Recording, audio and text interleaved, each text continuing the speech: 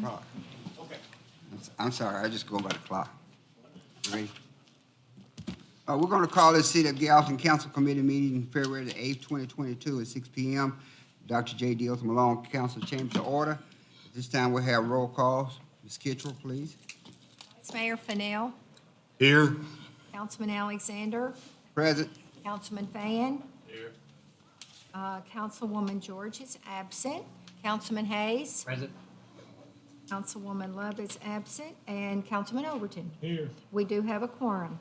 Thank you, Ms. Kittrell. You have before you the April minutes for January the 11th, 2022 council work session, and also January 25th, 2022 council work session. Been a motion by Mr. Owen. Do I hear a second? Second. Second by Vice Mayor Fennell.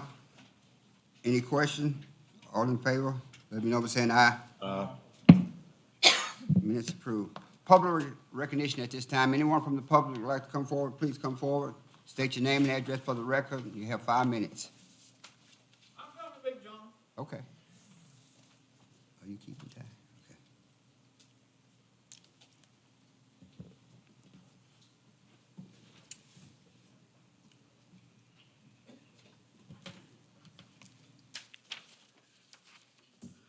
Good evening, ladies and gentlemen. My name is Joe DeBoard, and I live at 1007 Hart Street here in Gallatin. The reason why I rise to this occasion to speak tonight is because we were talking about the possibility of getting on for projects for this coming summer. And I think one of them should be working on Blythe Avenue in order to be able to have a quality thoroughfare through that section of town for us to build stronger in that neighborhood. We have industrial property there that we can be able to have it set up by which would be worth more now because we have opportunity to go in and out. The second is to be able to get our transfer some of our traffic from across the famous railroad crossing here at Red River and go up Blythe Avenue and across the new bridge. Therefore, they can go out that way and be able to allow our state to be able to renumber the road up through there to 174 and be able to have more money coming into the city for building. I would suggest that the mayor get with her cousins and the people down there in Nashville and see if we come up with some deal right there and help us get that stuff going. Originally, I heard it was supposed to be set up for our city to have to pay for that. I think the state needs to pay for that. They've got the money because they got the taxes up for us because we had a tax increase recently. So therefore, I think that needs to be a number one priority for our city and for our state. We thank you all very much for your time and have a great day. Thank you, Mr. DeBoer. Anyone else?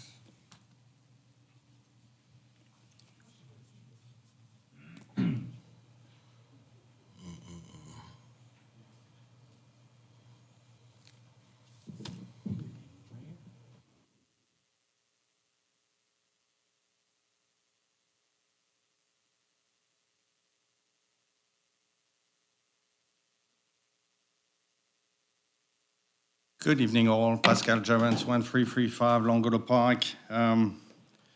I spent several hours looking at the audit. Ms. Nichols is going to present us tonight, and first I want to thank the finance department for the excellent job. That's what say in the audit, they keep the book perfectly. So 125 pages, I suppose you all read it in details. And part of the audit say that it's for citizen, council, and everybody to understand the state of the city. So I have a few questions. If Ms. Nichols could answer, or Mayor, or whatever. I give you a copy of the question in written, so I make it easier. On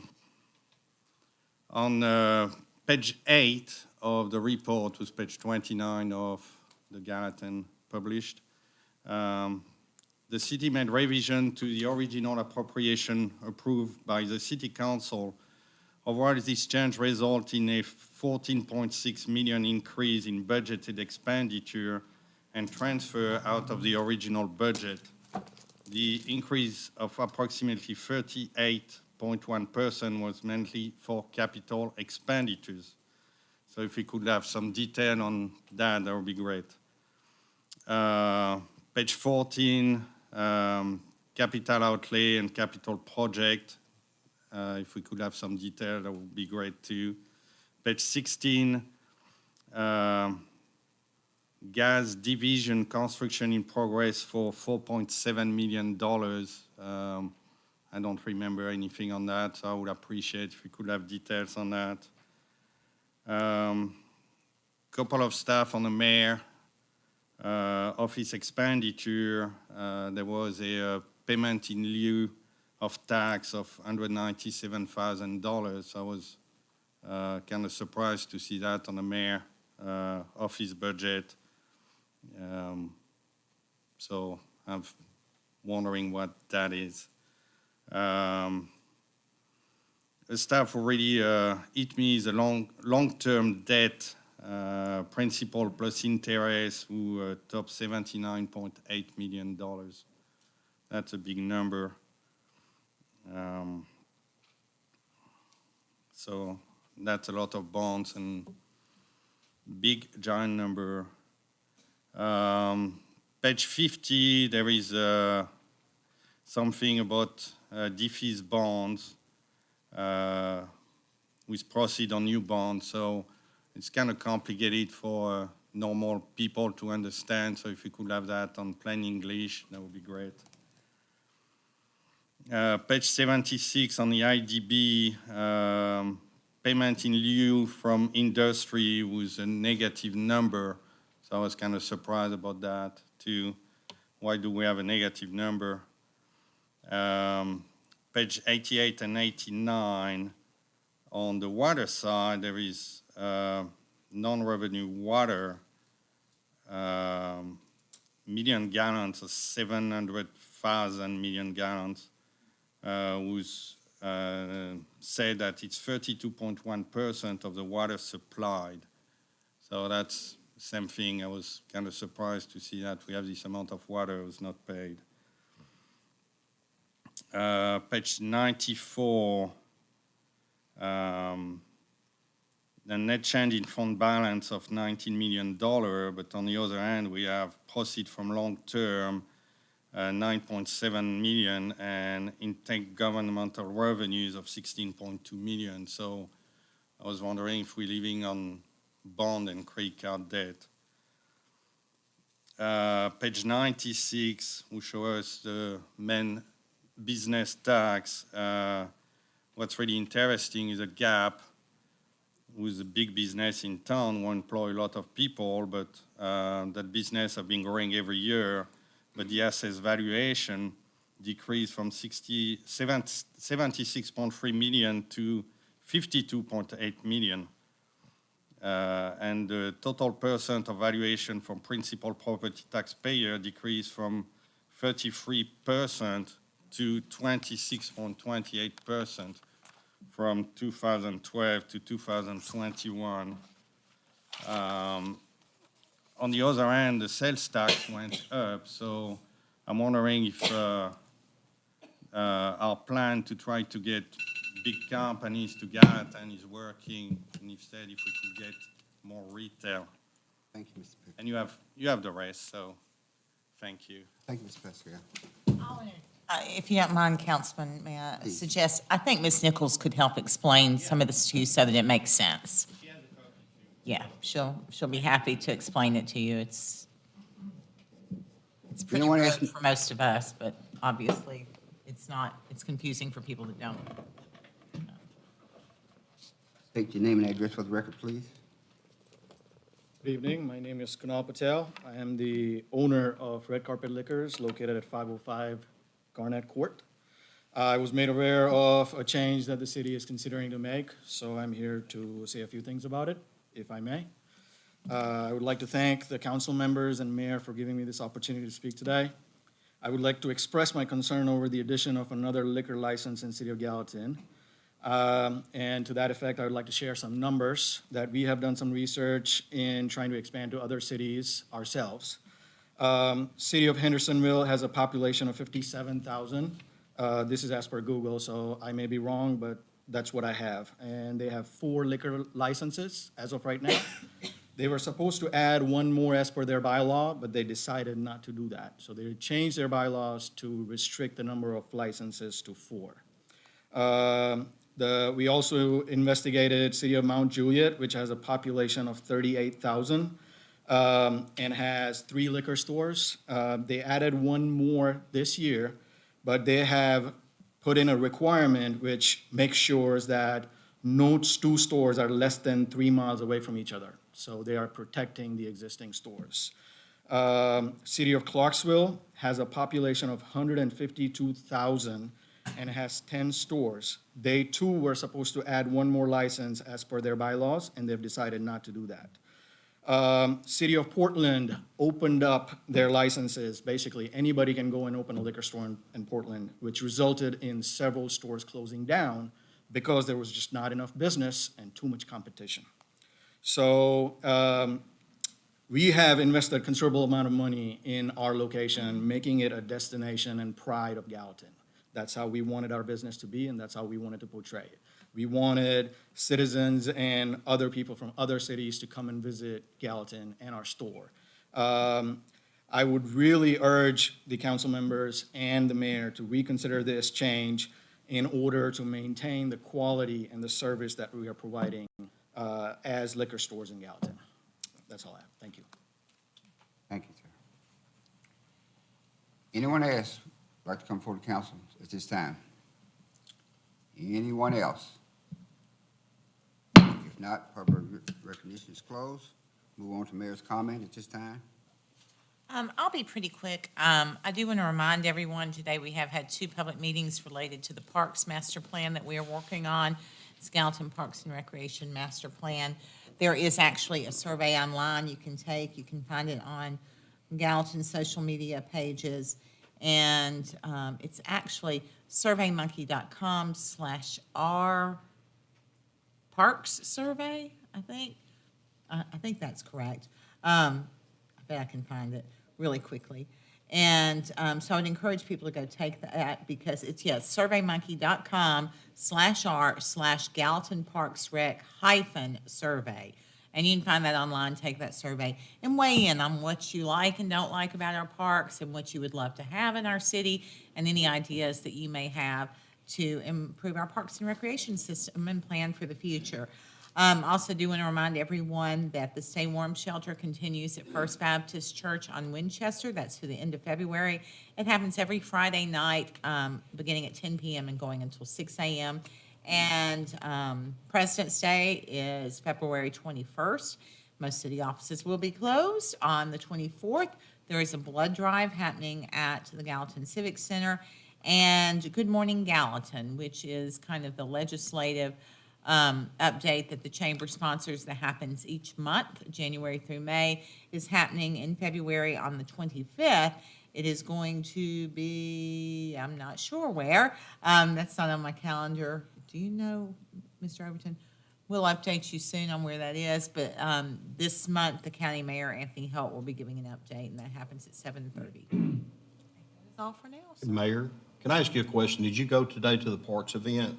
Yes. Was there a lot of people, citizens there? There were not many, but hopefully that's why I bring it up tonight, to get more engagement, because I do want, just like doing Plan Gallatin, we want as much public engagement as we can get. And I think people are probably more connected to parks and feel like that's something that they have an understanding of more so than they do the city as a whole. So I do think that we have a great opportunity to get anyone that uses our parks to weigh in with their ideas. You mentioned it last week, but did we advertise that? We started advertising it yesterday. I think we were a little late to advertise, but hopefully, for the future, we'll get it out there. Okay. Thank you, Mary. Anything else? No, sir. If not, we'll move on to the agenda. Item number 1, annual audit report. Ms. Nichols, Finance Director, Black Ship CPA Group Representative also. In the agenda packet was the digital copy of the audit, but also I've placed on your desktop the bound version for you. And tonight we have Bob Adams from Blankenship CPA here to present our audit report. Thank you, Steve.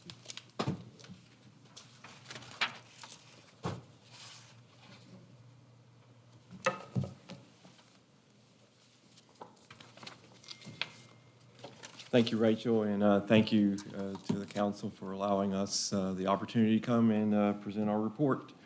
Sorry, they changed it. It's actually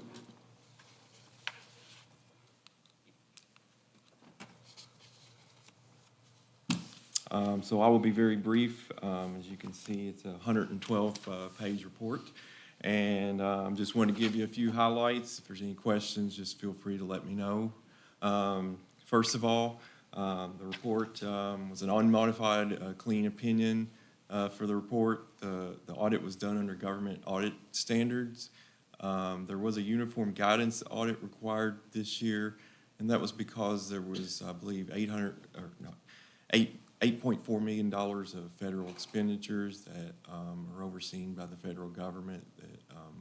That there was some special reporting in the report that we had to cover. I'm proud to report there were no material weaknesses or significant deficiencies in the report. So that's really, really a credit to the team here at the City of Gallatin for all the hard work that you do. Just to let you know what the status of the audit is, it's been finalized, it's been issued. We have submitted it to the Comptroller of Treasury of the state of Tennessee. It is actually on their website as a public record. It is in the process of being submitted to the Federal Audit Clearinghouse. It will be on their website as well, and obviously it goes to the management and to the board as well. Just a few things in the report. Net position, balance sheet, this is on pages 6 and 10 of the report. Includes capital assets, debt, pension liabilities. That's the main things that it includes that are not in your fund balance. I'm proud to report there's $159 million in net position, and approximately $40 million that is unrestricted, or about 25%. On the income statement related to that, there was a $25 million positive change in revenues versus expenses, which is very similar to the prior year. On the governmental fund statements, which is what you budget off of, there was a $45 million fund balance at the end of the year. And this is on all governmental funds, and approximately $29 million of that was unrestricted. Unrestricted cash is about $31 million. Compare that to your annual operating expenses of about $52 million. You have enough unrestricted cash to fund about 7 months of activity. And I know y'all have a policy on, I believe it's the rainy day funds. And I believe that policy is 20%. And off of $40 million, that would be around $8 million as of June the 30th. For the income statement, you ended with about $6 million positive change in operating revenues and expenditures. And then there was $19 million overall because we include the debt funding, the debt that was taken out in this past year, that gets included in that $19 million.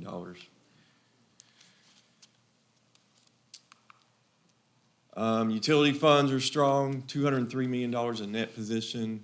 And by the way, net position, what that is, that's assets minus liabilities. Approximately $45 million of that is unrestricted, or about 22%. Total assets is about $261 million. Income statement, positive changes there, $9.6 million from operations, $13.5 million overall. This is just some more information in the report.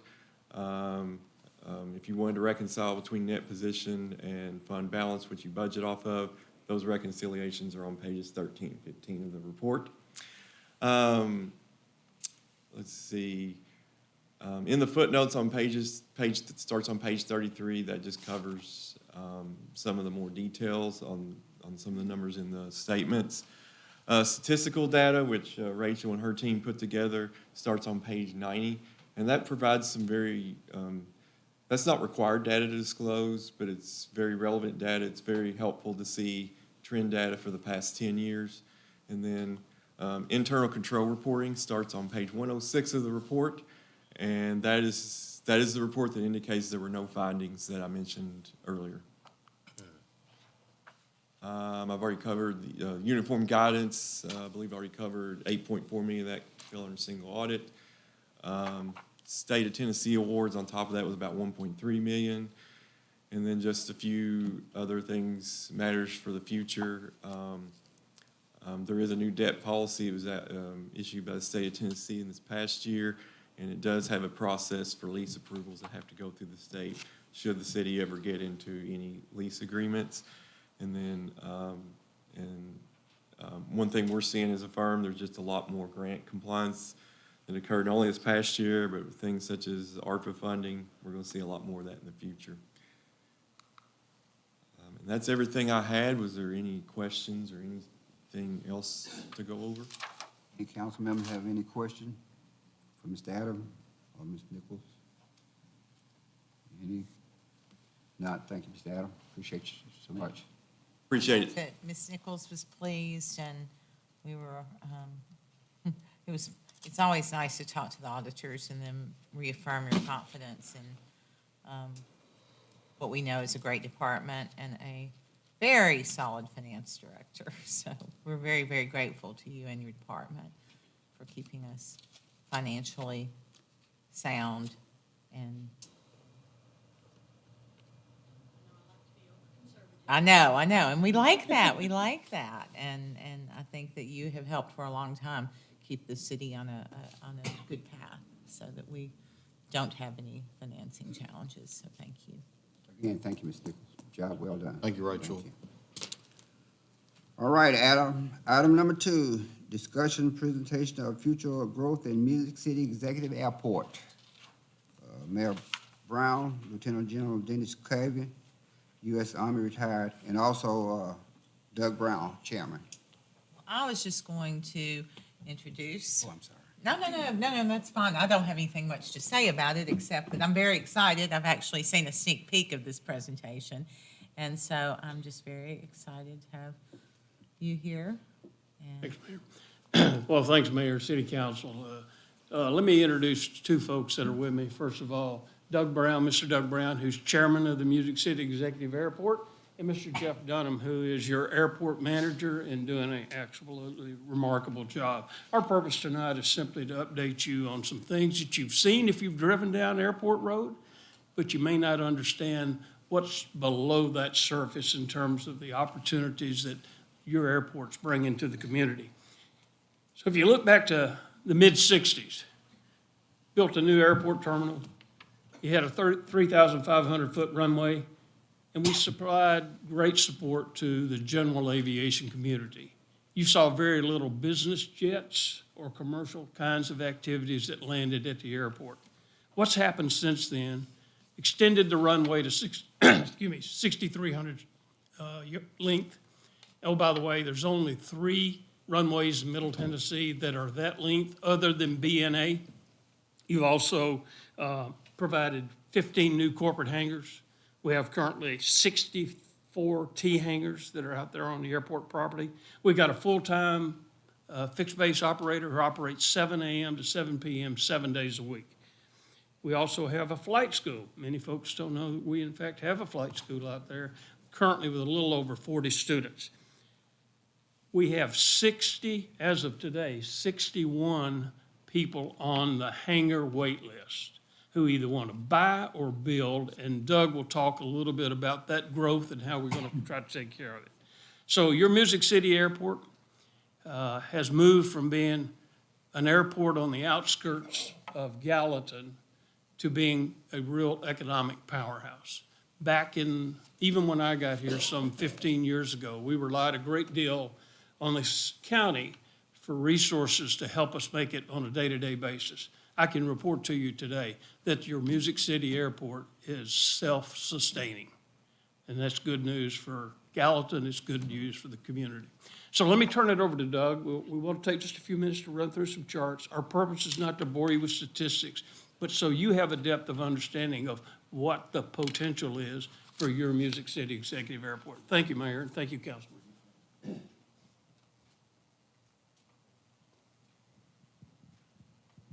Okay, well, good evening to everyone, and thank you again for having us here tonight. And Mayor Brown, it's good to see you again. We recently met on a dark night, rainy night, I might add, in one of our hangars out there, and she saw firsthand a whole string of business jets in that hangar sitting there, and those jets are just what I said they are. They're business jets. They're revenue-generating machines for corporations who are growing fast, moving fast, and basing here in Sumner County at the Music City Executive Airport.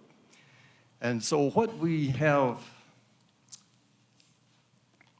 here, I wanted to explain to you what we're doing here. I'll get out of the way for starters. You remember that we had the original airport road. And I'm just going to take the liberty of standing here and showing that to you. It's this road here. And so the old airport road came here, through here, and exited out over there. You see a part of it there. This is the road as it stands today, the so-called new airport road.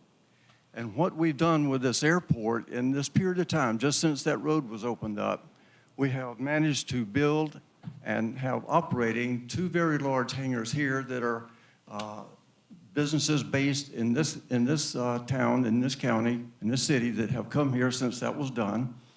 The other thing that's going on is what we call the Midfield Project. Do we have a separate slide for that? I believe we do.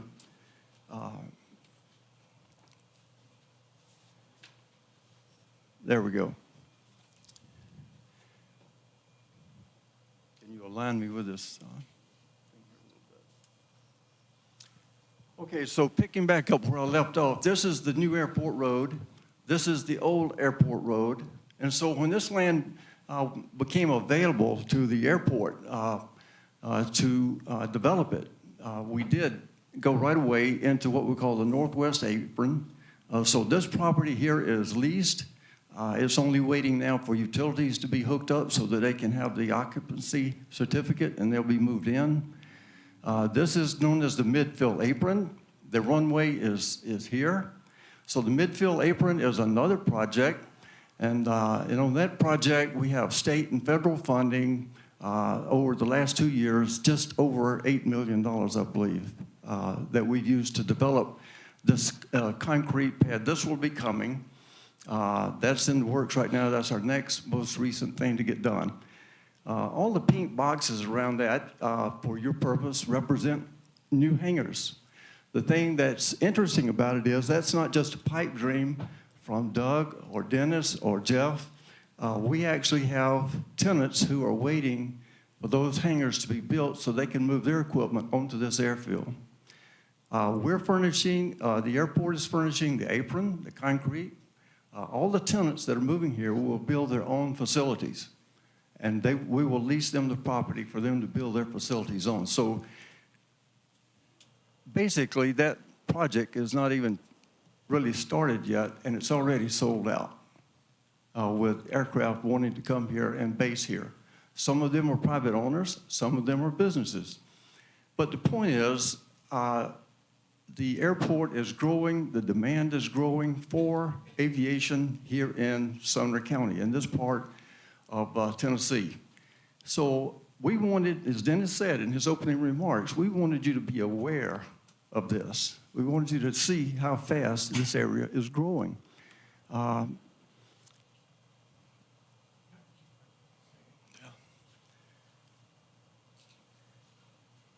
So in your handouts, we gave you a lot of information, probably too much.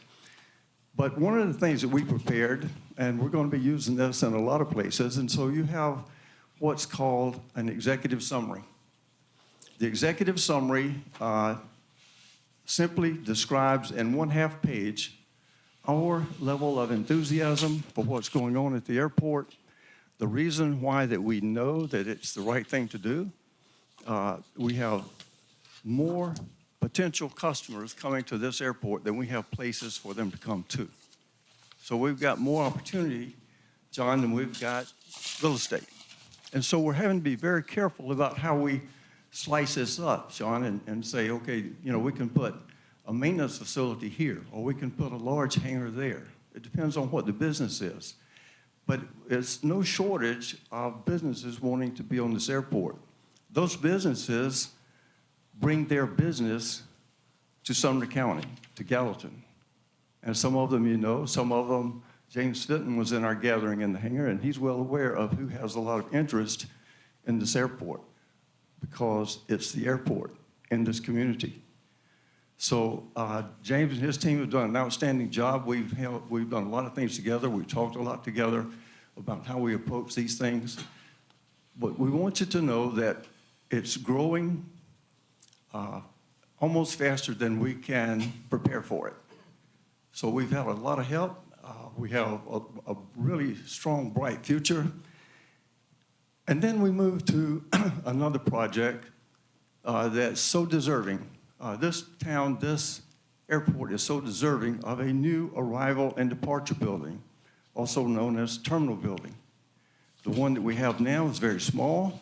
It's run down, it's antiquated, and at best, you know, we can clean it up and paint it up a little bit, but it's still a 50-year-old building that just can't meet the needs of the public that's coming through here. And as I said in the meeting that we recently had, you know, I'm coming from an aviation background, a business aviation background, and we fully understand what the owners of these aircraft need, we understand what they expect, and we understand what the pilots need. And at the end of the day, the pilots, believe it or not, can pick many times which airport they land on. If they're coming to Nashville, they can land at Tune, they could land at B&A, they could land here, they could land anywhere to get their client where they need to be. We want them to come here. And for them to come here, they need to be attracted to this airport. So we have planned for and a new arrival and departure building, which we're so excited about because it's going to be state-of-the-art. It's going to serve the needs of this community for the next 50 years. Its place on the airport is positioned so that it meets the needs of the pilots and the crews coming in. And so this is a artist rendering, architectural rendering that we are looking to build. We have designed this over the last year or so with an architectural firm, and it's going to be, which one are you on now? Okay, so the top one there is what we call the air side. That's the side that the plane will pull up to, and his passengers will disembark there and go in the terminal building, and then they will pass through it and come out the other side where, you know, transportation can be waiting for them to take them. And that view looks like that. And so while it's really a cool-looking building on the inside, on the outside, it's even more so on the inside. So Jeff, let's have a look inside here right quick. So here again, we facilitize for business to be done at this building, or people waiting for the planes to come and go, or just whatever needs to be done here, they have a place to do it. As far as technology, it will be set up with a lot of high-end technology, restrooms, and again, pilot lounge to take care of the pilots. And it even has a space outside covered for people to sit and watch the airplanes come and go.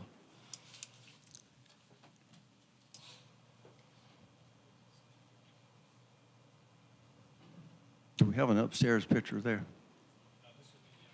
Oh, that was the upstairs, okay. Okay, so what I was trying to get at with Jeff just now is the building is 2 stories, and the upstairs is set up as an event center. We sometimes have people who come and want to meet there, either from here to there, or just need a place to have a short meeting. We will have that set up so they can fly in, have a meeting, have a meal catered in. There'll be facilities in there for keeping catering warm and serving, and then they can load back up in the airplane and take off again. So I think we've covered all the bases of what the customers that would use this airport would expect and need for the coming few decades. And to go with all that, we need plenty of parking, and so we have met the code here by putting in parking for that new facility as we go forward. I'll walk up here to the board again and just point out that the current terminal building is sitting just about right here, where my finger is. The new terminal building will be here. So the old terminal building will be torn down, the new terminal building will be here, and the parking for the new terminal building will be here. And again, the road out here with a new access coming in this way. So just so much going on, so many plans. So we had the new hangars being built on the northwest corner. Now we have the Midfield Apron that we're developing. Putting in concrete, a waiting list for people who want to build hangars there. And we have the terminal building coming up on the scene and parking for that to meet the code. So all of that together, the terminal building, all the parking, everything you see to go with it is about $13 million. And on that Midfield Apron, we still need, I think we're about $927,000 short right there. So we're pushing $14 million in today's dollars to put all this together for the airport. And so again, from our side, we just wanted you to be aware of what we're doing out there, what the plans are for out there, and why we're doing it. And we're doing it because so many other neat things are happening in this region. Companies are coming here, and they enjoy having the airport to come to and take a quick drive over to wherever they're going. And for the coming decades, we just want to be there for them. The airport be first class, just like everything else is going to be first class around here. Any comments or questions anybody might want to ask about that? I've got a question. Yes, sir, Mr. Fan. Do you have any projections or comparisons on the amount of revenue that this will bring in after the new airport's going in? Well, the data that's in this handout here will give you, I don't know if you had a chance to look at that or not, but if we look at the growth at the airport just over the last 2 years, monthly operations operating are up 603%. Fuel sales up 115% from 17 to 20. Revenue for the airport up 42% over the last 3 years. Commercial service providers, 62% increase. And again, the $5.2 million in grants there. So that's just an indicator over the last 3 years of what's been done, just the growth that we've experienced just by doing what we managed to get done so far. And Do you have an estimate on what the increase will be that would pay for this building? I'm sorry, would you say that one more time? You told me what your increase was, but I heard what your increase was, but what do you project it will increase in the future? Okay, those numbers I don't have. I can't give you a number right now on that because that number is so variable depending on which of our companies that wants to come. If Mid-America wants to come here and build a very large 150 by 200 maintenance hangars and bring in business aircraft to service them, Emory Air, Cirrus Jet, and those people, and then hire 30, 40 people to work there, that'll generate one set of numbers. Do we have anybody looking to do that or asking about it? Yes, sir, absolutely. That's what you just mentioned, yeah. Absolutely, we do. And I didn't want to get too deep in the weeds along those lines right there, but we have several companies, as I said earlier, that want all of that space that we are showing you there. And we want to make the right decision for our airport, for the city of Gallatin, and on the people who are coming here to invest here. Because again, we're going to lease the land. They're going to put their capital into the development of the facilities and hire the people and bring the contracts in for maintenance. So it could vary quite a bit, but in either way, it's going to be tremendous. Okay. Doug, Mr. Brown, it's good to see you again, along with General Cavan. You too, sir. I served a lot of years with you on that committee right there. Yes, you did. And I always keep an eye on that facility over there. And I remember back in the day, a lot of this stuff was just a pipe dream. And it's reassuring now to see that some of this stuff is actually coming to a reality. Oh, yeah. And I think it's good for Gallatin. One thing I'd like to say is, back in the day, and I'm sure some of us sitting around here remember, we used to have a large air show here in Gallatin and brought in a lot of people. And I would hope one day that maybe you guys could entertain that,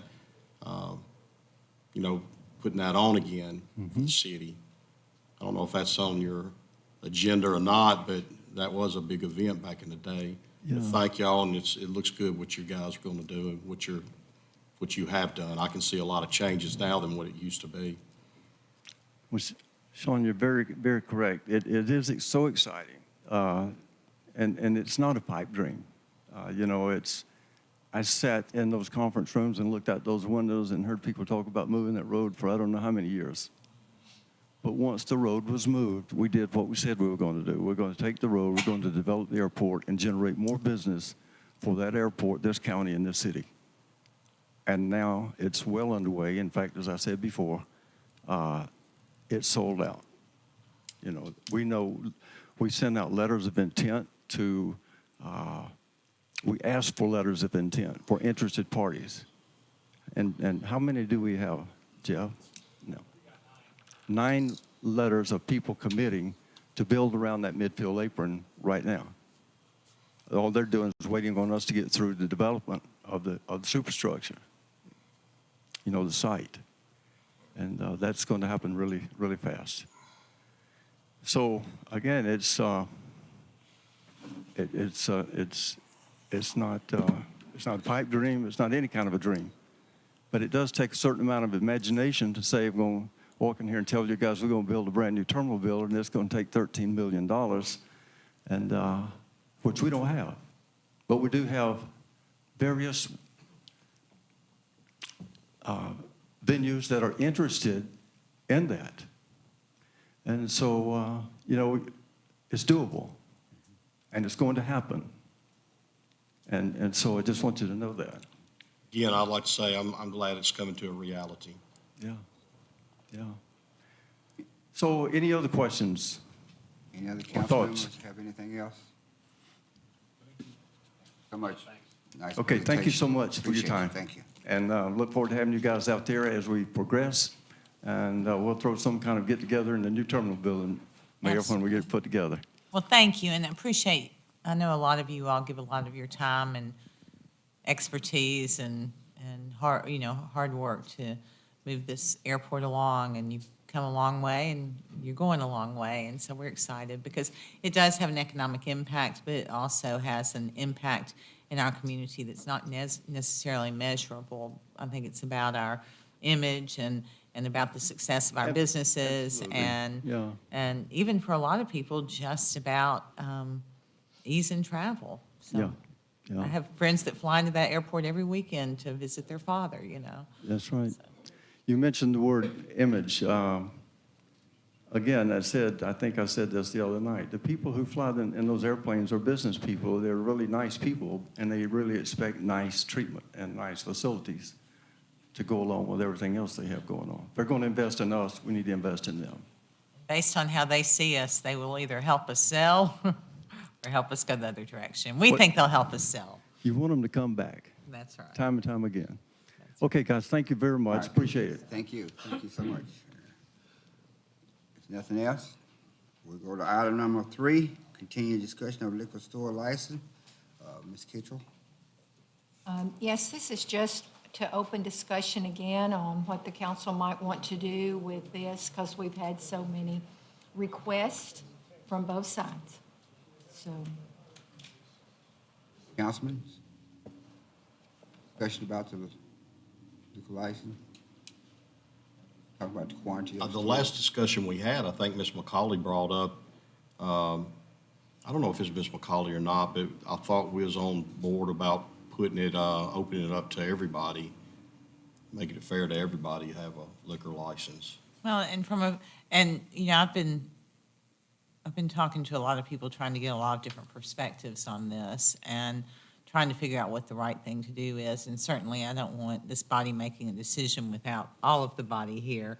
But I think it's good to continue to explore what our options might be and how that impacts both our businesses and our community.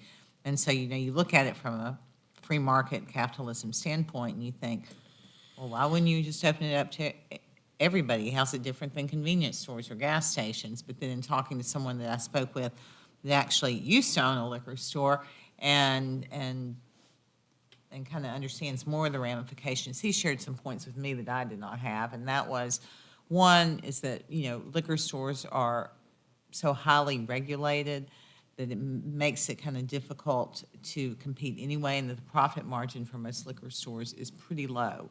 And he said that what he fears would happen if, you know, we were to open it up, then you're going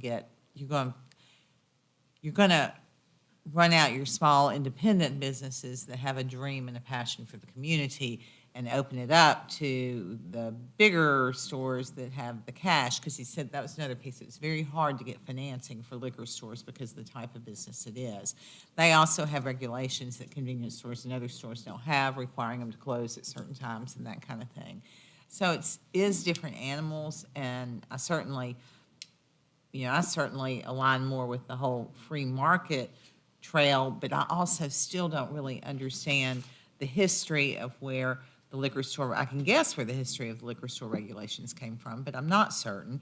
I did learn that Tennessee does limit how many liquor stores a person can own, which is good because that keeps, you know, one person from having, you know, liquor store, you know, Joe's Liquor Store in every city in the state. But I don't know, he was talking about, I won't name the name, but a large liquor store that opened in Williamson County that's pretty much put every small liquor store out. And that most of the cities do still have limitations, makes the existing stores valuable. And I understand that. I understand that. I understand both sides. Yeah, I know, but it's like, you know, we dealt with this, like, think about when Walmart Superstore came in. Think about the stores that affected, you know, and probably some that closed down. You think about Lowe's when it comes in, a big store like that. You think about the small hardware store, you know. It's all like that. You know, you get a big liquor store that comes in, yeah, they're going to affect smaller liquor stores, you know, and But what I feel like we need to understand, though, what the justification is for those population control numbers. That's what I don't have my arms around. And I think I mentioned to you guys that when we spoke about this a month or so ago, the Henderson bill was actually going the opposite direction.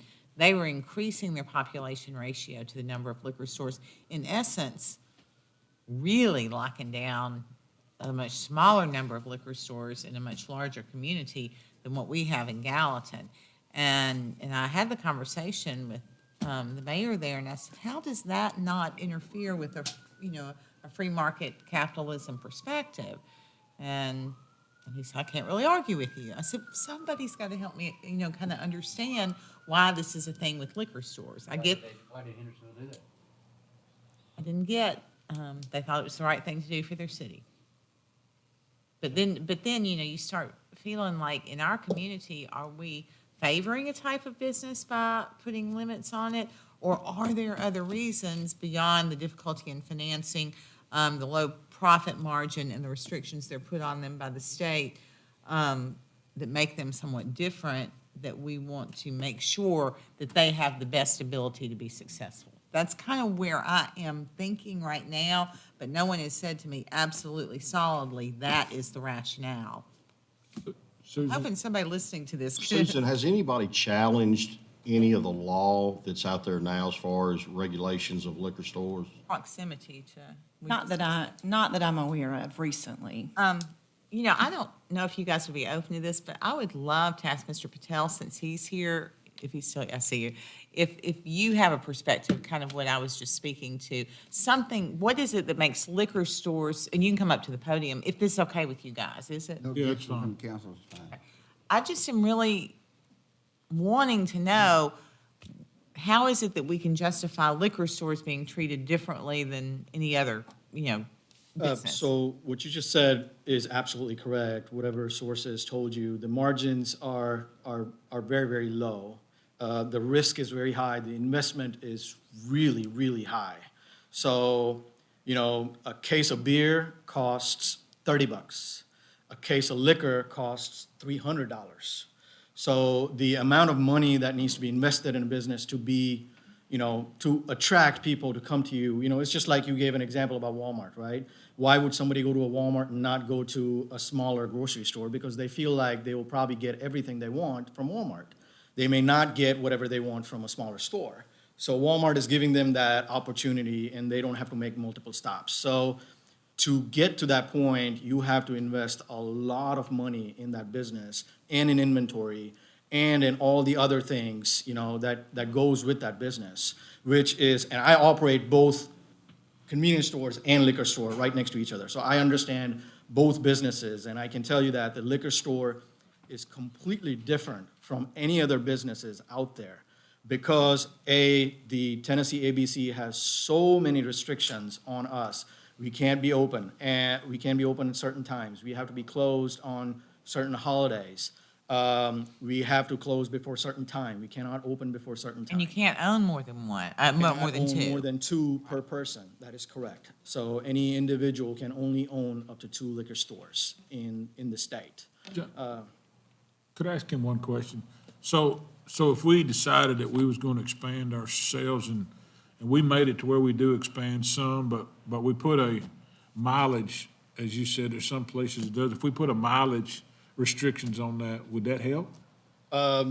Now, I don't know how that would work from a legal perspective because the current stores are not adhering to those miles. Well, Because you whoever's didn't here now would be grandfathered in, I'm sure. But that is my concern, because if you do that, and we grandfather people in, what's your justification? If we are challenged on that, what is the justification for that? Just That's ask kind him a of question. Thing that's is- kind of similar to the legal challenge related to the proximity to the Right. churches. The state, I think, requires them where they can't be within 1,500 yards of each other or something. So why is it that liquor store is limited to about that time, but grocery stores are not? 'Cause you got a lot of grocery stores sell liquor. That's Yeah, state. but I mean, I don't think the same reason, I don't think you would have multiple grocery stores are also strategically placed, right? You wouldn't see one grocery store here, like you wouldn't see another grocery store in front of a Walmart. I have not seen one yet. So they're doing their own research and they're figuring out that, hey, if I'm in this area, I can probably have this much business from this area. So Publix is not gonna open right next to a Walmart, for example. They're gonna go certain other places where they think that they can capture some other traffic pattern or whatever their demographics are. So the same principle applies to a liquor store is basically, and another difference between grocery store and liquor store is that grocery stores can make up to 100% markup. We don't have that leisure. I cannot double money on certain items because there's already competition. We are dealing with stores in other cities. I have so many customers that tell me that they go to Porvu in Hendersonville, they go to Bluegrass in Hendersonville, they go to Cool Springs Wine and Spirits in Cool Springs to purchase stuff. So there is a lot of people that are traveling to different places because of price pressure. So you cannot charge whatever you want on items that are regulated and you want to be competitive. Make sure that people are coming to you and not going outside the city. Mr. Patel, I'm sorry, Paige, go ahead. what he just said reminds me of something that this person told me that I think is important, that when you have wide open opportunities and you have heavily funded people that don't have an investment in the community, say a big warehouse store that's just looking for a place in Tennessee, they come in, they drop the prices so low that they shut down everybody else in town, and then over time, they raise their prices to the point that, I mean, at that point, Exactly. somebody else could come back in, but those who have been passionate about it have lost their ability to do that. Like I said, I'm still wrestling this in my head. I've really kind of agonized over We're it. not because gonna I make do everybody think- happy no matter what we do. I know, but this is. Portland, Portland opened it wide open. Everybody wanted to open a liquor store, and everybody did, but nobody, like, a bunch of people Well, had to close down. Hey, I But remember that's back in the- okay, but that is a great example of how free market's supposed to work. But I think, what we're trying to figure out is what's special about liquor stores and how does it, it's weird to say, how is that important to the citizens of your community? And I personally feel like having that local investor with that experience shopping is valuable. But again, then I start saying to myself, but wait, how's that different than, Right, yeah. I got a question convenience for you. store or. Right. The biggest difference is the margins. The margins are not there in liquor business that allow flexibility for somebody to make more money than they would. They have set, the industry as a whole, and wine in grocery stores has affected already. That's been there for years. So wine business has been always on a decline. So everything that we focus on is on liquor, which is always at a certain margin that everybody, anywhere you go, is always gonna be in that 5% markup range, that they have to be in that range. They cannot go any higher than that. But you do have liquor. I mean, I buy a lot of stuff at your store, by the way. Thank you. And when I buy, then you get to a certain level where you can go in there and be able to be buying your little specialty, your Blantons or your Pappies or whatever, and I participate in it. I think it's fair, but some stores I have Blantons for $78 a bottle, and in some stores I have it $135 a bottle, so there's a big difference in price margin. My thing is, I've been in business 40 years in Gallatin. I've had people come right down the street from me and compete against me. I don't understand, I would love to have a business that nobody could compete against me. Yeah, I mean, but I totally agree with you. I understand what Pay's saying, but there's, Craig's got people competing against him, and Steve Fan does too, and it's just part of it. Yeah, but I think what we are looking at here is, you're totally right, and the items that you just mentioned, they're not even, they're like a blip. They're like, 10 bottles, because they're so limited in availability, that's why people are able to charge that. But if you tell me that, hey, I want a half a gallon of Tito's, and I cannot charge you $10 more than any other person out there in town, and you can probably look at it next time you go in any store, you'll probably see the prices are very comparable in each store, because that's a standard item. That's the item that everybody buys on a daily basis. So that stuff, you cannot Let's increase the hope price on. not. Everybody buys on a daily basis. Yeah, I mean, it's a regular item. It's a regular item. I think each store's gonna carve out their own niche, and I think the thing that you carved out right there is you do carry good products right there and the availability that you have. But if you're on that buyer's program, that's something different you do than somebody else does right there. But, what Paige was saying right there, why is a liquor store any different than the insurance agency or, And it, a coffee shop? Look, we got two car washes across the street from each other, and I don't think it would be fair to tell one car wash, hey, there's one right there, you can't come across the street. But I don't know of any other business that we've got in the city of Gallatin that's territorial or have so many miles apart or anything like that. my point is, it's historically viewed that way because it's treated that way more places than not. And so that's why I'm saying, I'm trying to get my arms around beyond the reasons that are articulated, that it is treated differently. So I don't know the answer. Well, one thing I brought up to Susan is I've always been led to believe the years I've been here in Gallatin that you was awarded the liquor license out there, you had to get in line for them, and people already owned the rights to a liquor license, and they was buying and selling the rights to the liquor license. Then when the population got up, then they could act on that right. But, that was just a myth.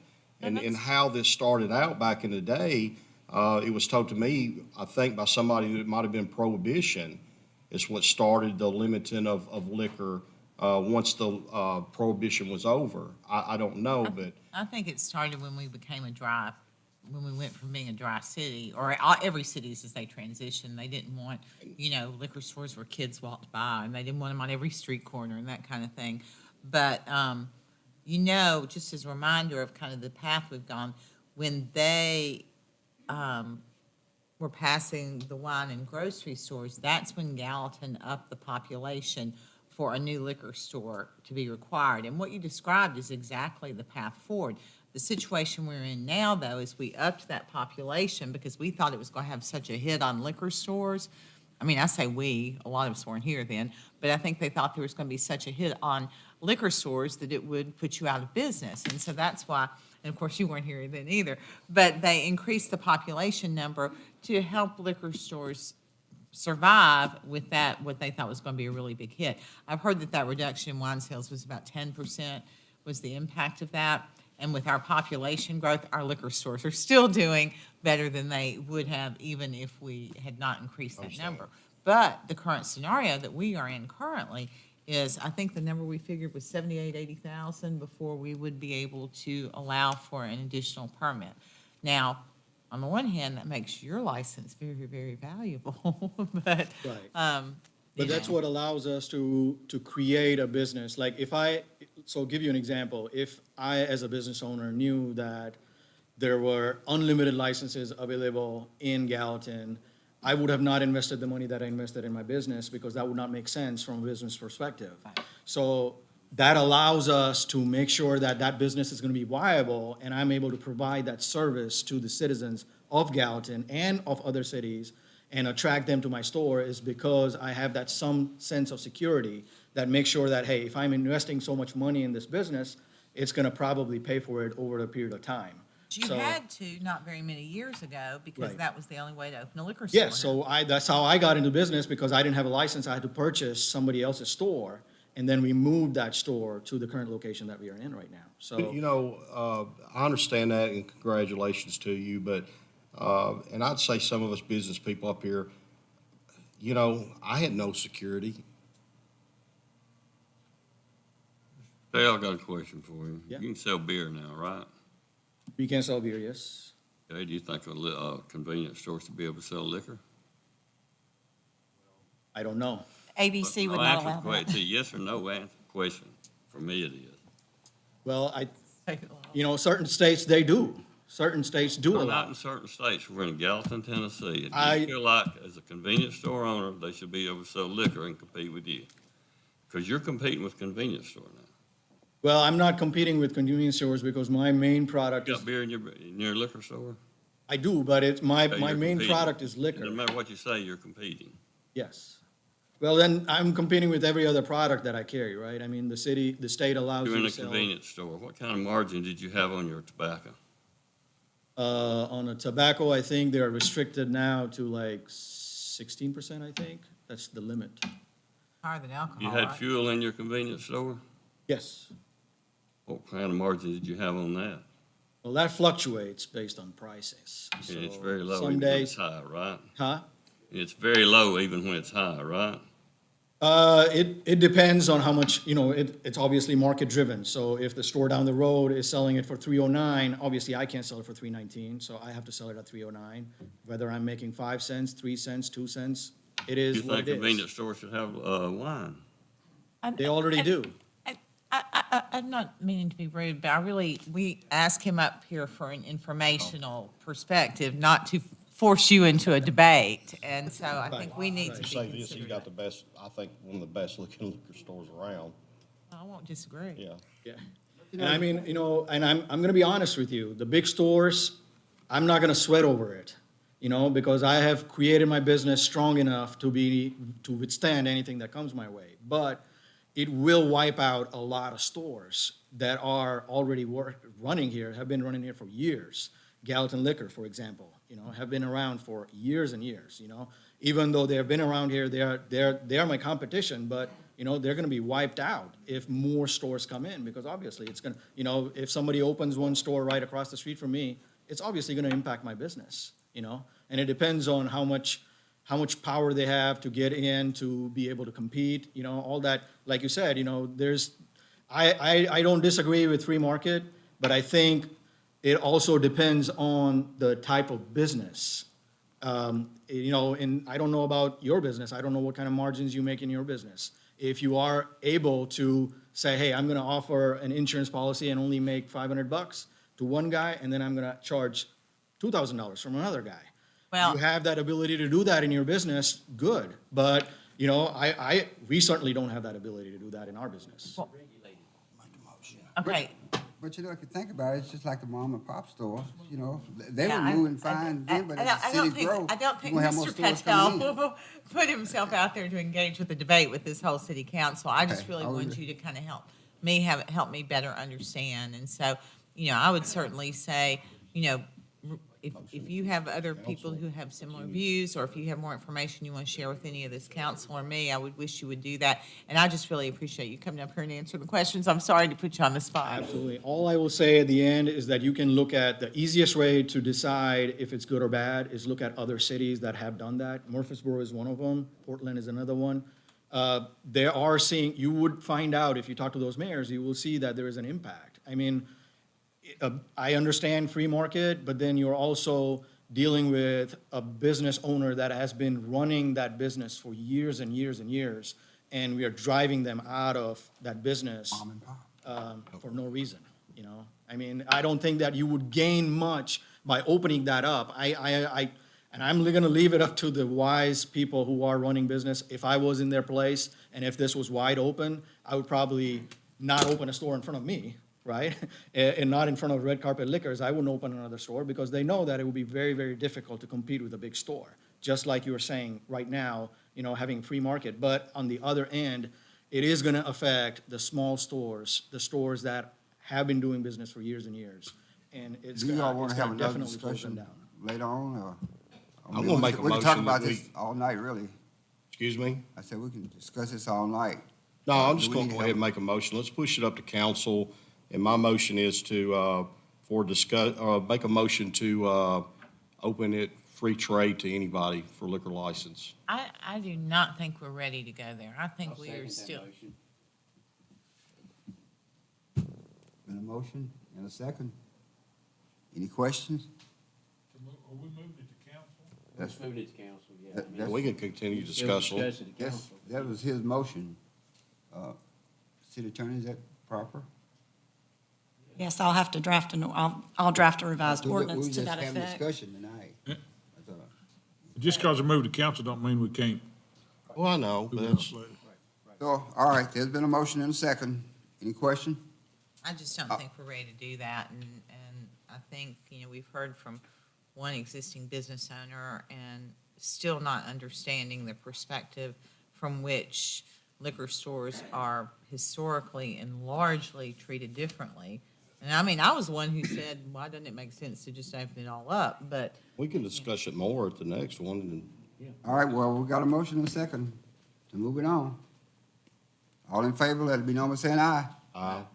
All opposed, same sign. Carry unanimous, 5. Moving on to council. All right, take another drink. I'm sorry. Item number 4. What? Huh? No, we finished with that, right? Okay. Item number 4, resolution number R2202-25, supporting the city of Gallatin application for the 2022 home grant program submitted to the Tennessee Housing Development Agency. Mr. McCoy. Council, this next item is a request to apply for a grant for Tennessee Housing Development Agency to try to rehab some homes in the community. So with that, I'm going to let Jim Carpenter from our planning staff, who's been working on putting this information together, do a really short presentation, much shorter than any other items that we've had tonight.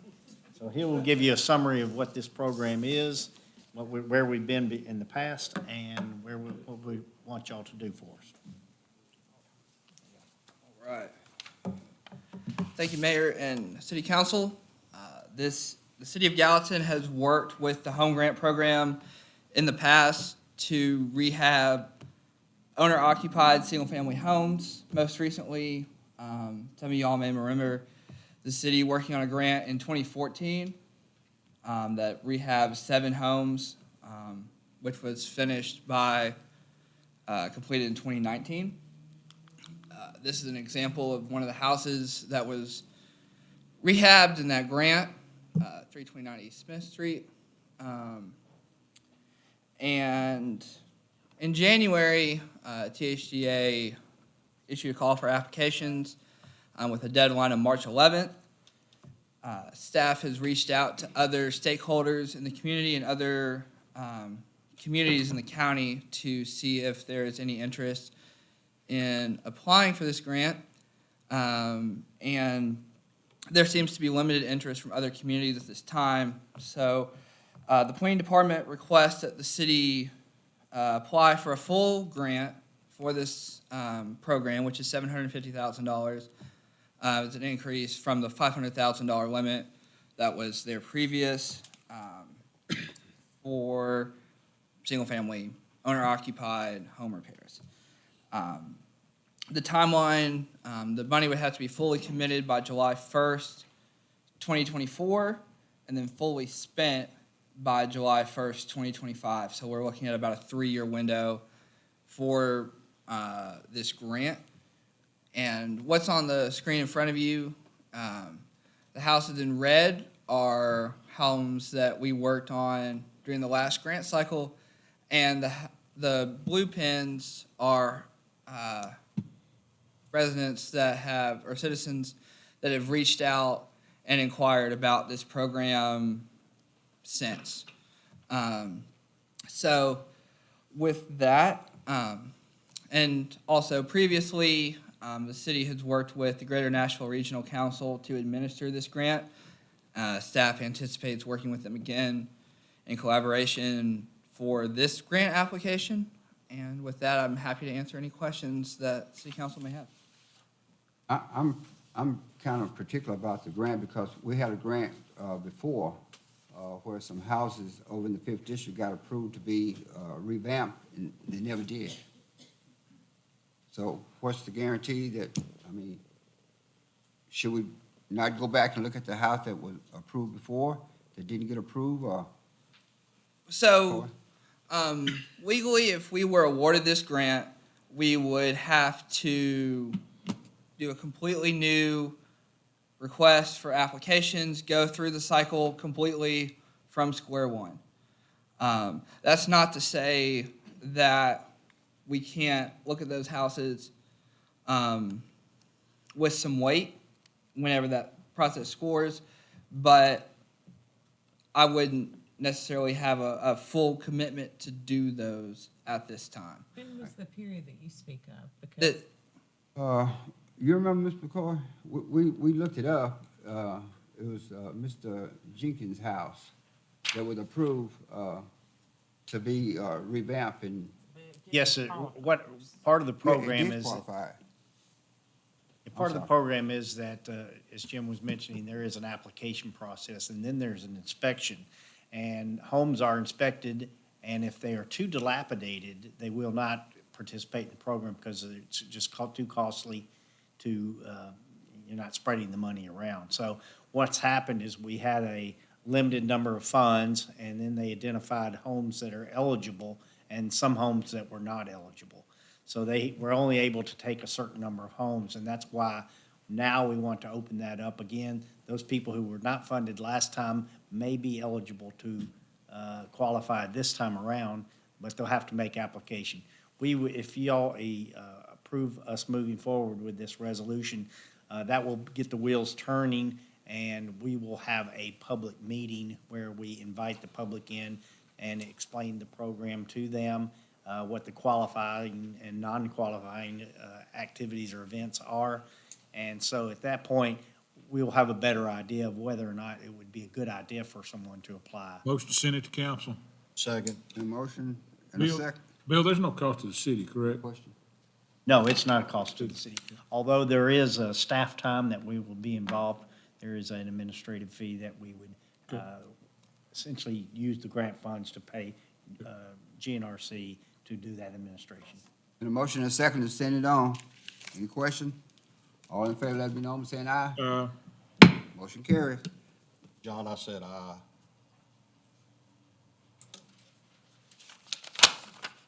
Didn't oppose, did you?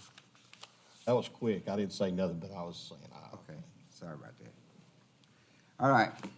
Item number 5, orders number 022, number 02201-4, rezoning 57.5 plus or minus acres from the agricultural residential district from the RPD, PRD, medium density planned residential development district with a preliminary master development plan for the Station Camp Creek. Mr. McCoy again.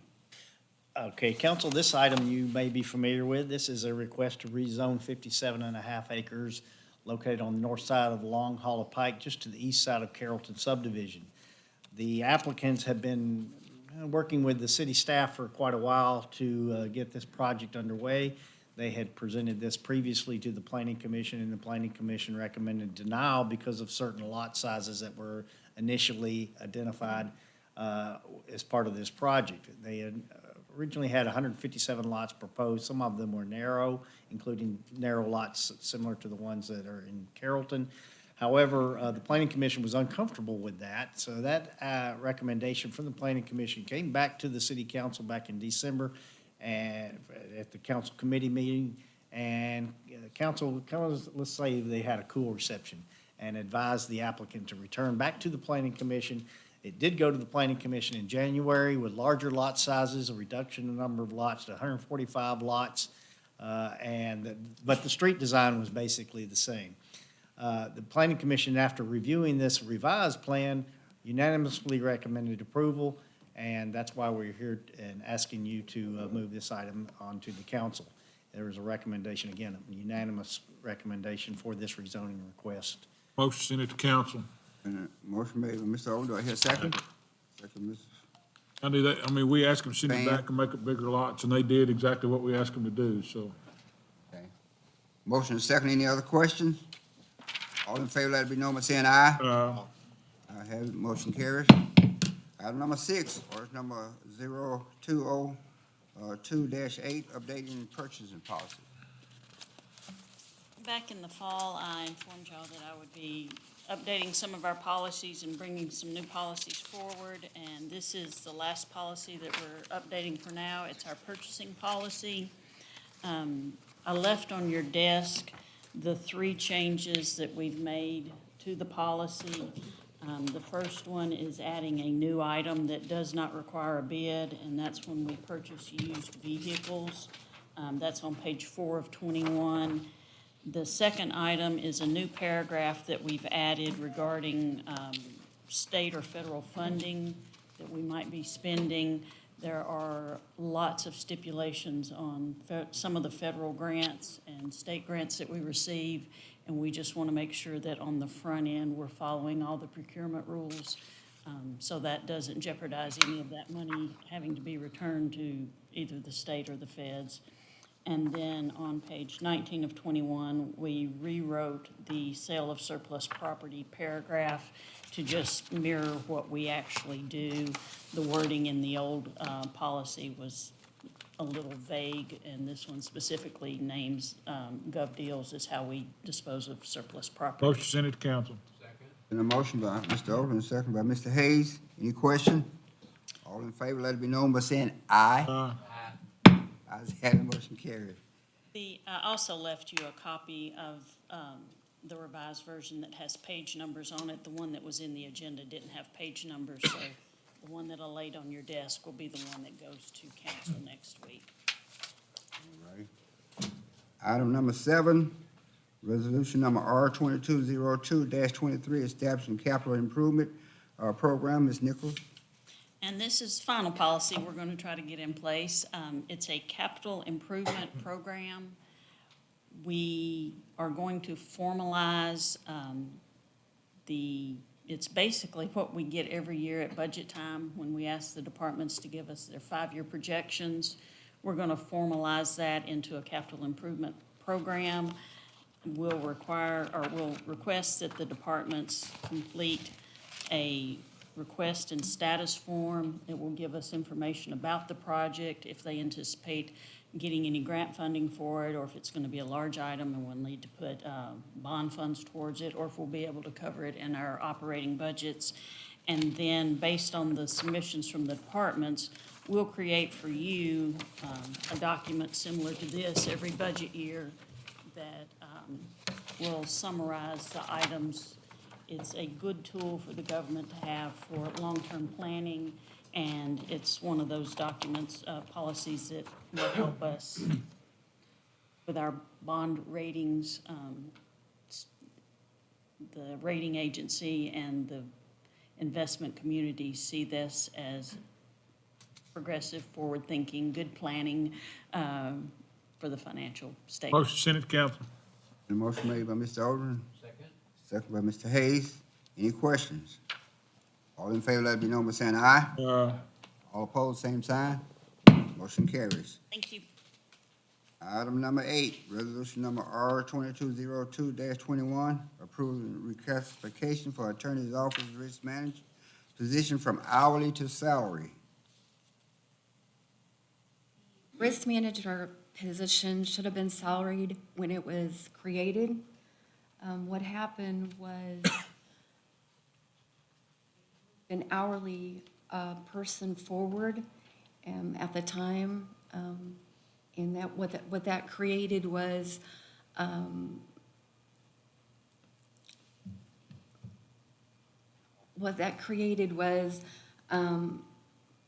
me start over. The risk management position should have been a salaried position when it was created. And it appeared that the employee at the time was promoted from an hourly spot. And we didn't do anything with it at that time. So as the position has grown through the years, it's created a lot of key areas for the city, and those include maintaining city property and casualty, general liability, workers' compensation insurance, and training for safety. The request would not impact the budget. That's correct. Motion, send it on. Been a motion by Mr. Hayes. Do I hear a second? Second by Mr. Odom. Any question? I just have one, Ms. Flood. Yes. When they change from hour to salary, so if they come in and work a half a day, they still get paid the same thing? What's going to happen is the longer that they work, it will be a benefit to the city because it's not going to be as costly. Yeah, I understand that. I'm saying if they don't work as many hours, if they just work a few hours, come in, We're going to have to pay them, sir. I'll be happy to chime in on that because it's in my office and I do support this. I have asked for this. Jamie Ann Hanna, as you know, is our current risk manager. She's been in that position for almost 6 years. She was the human resource coordinator, the risk manager coordinator prior to becoming the manager. And when Victoria reclassified her, she kept her at an hourly rate. This position does require some nights and weekends because people have accidents, other things happen. I had been working with Jamie Ann and had talked to her about the fact that I thought the level position that this is and the salary that this is, that I really felt like it should be a salaried position, and she has agreed with that. And I can promise you that you will be getting your money's worth out of that position because I will make sure of it. I'm not gonna allow anyone to come in and work half days and get full-time pay. We'll probably come out ahead That better- because we're not paying them overtime. There been a motion and a second. Any other question? All in favor, let it be known by saying aye. All opposed, same sign. Item number 9, Police Department Training Facility and Gun Range. Mr. Bandy. Don Bandy, Police Department. I would like to say that, I don't know how long our presentation is going to be, so I hope it's not long. But, no, this is something that you guys, whoa, he didn't put the gavel on. You guys helped me out, the council, I guess, 5 years ago, 2017. You give us the blessings to go forward with our gun range, which is a great addition to the police department and our training department. And now we're getting to a point where we're rolling with that. We got some dirt moved out there. We're to a point we'd like to, again, do a presentation to maybe present some future developments, maybe a training facility, if you will, on that same property. Again, we've met with Chief Beeman this week, myself and Ms. Bates from Economic Development, and we would just like to go forward, or if that's the will of the body. So at this time, I'm gonna let her do that, and it'll give you an idea of what we're doing out there, and we'll go from there. Thank you. Hey, everybody, I'm Rosemary Bates, the Special Projects Director for the city and in the office of the Economic Development Agency, and I was asked to come on board this project to help facilitate completion of the project, but also to look at a situation where the police department wanted to pursue a training facility at the site. So first, what am I, okay. Sorry, I don't know what I'm doing here. I apologize. Oh, this side? Okay. All right, this is the current site plan. This is in the industrial center off of Commerce Way. To the left of the screen is the area designated for the fire department use, and to the right of the screen was the area designated for the police department's gun range. But this is the currently approved site plan, and it really includes the gun range lanes and shooting areas, a parking area for just the gun range. The site plan includes a concrete pad with a pavilion-like roof or awning over part of it, and then a separate little building where bathrooms and a storage room would be. This is the current construction. And really, this is just a big old grading plan. They've been moving a lot of dirt around. The current construction does not include the concrete pad, which would be the short-range shooting area. It does not include the awning over the pavilion or the bathrooms and the storage room. But this is what is currently under construction. It was delayed a little bit because of TDEC permits, and then the weather has caused problems. But it could be complete in a few weeks, depending on how this discussion goes tonight.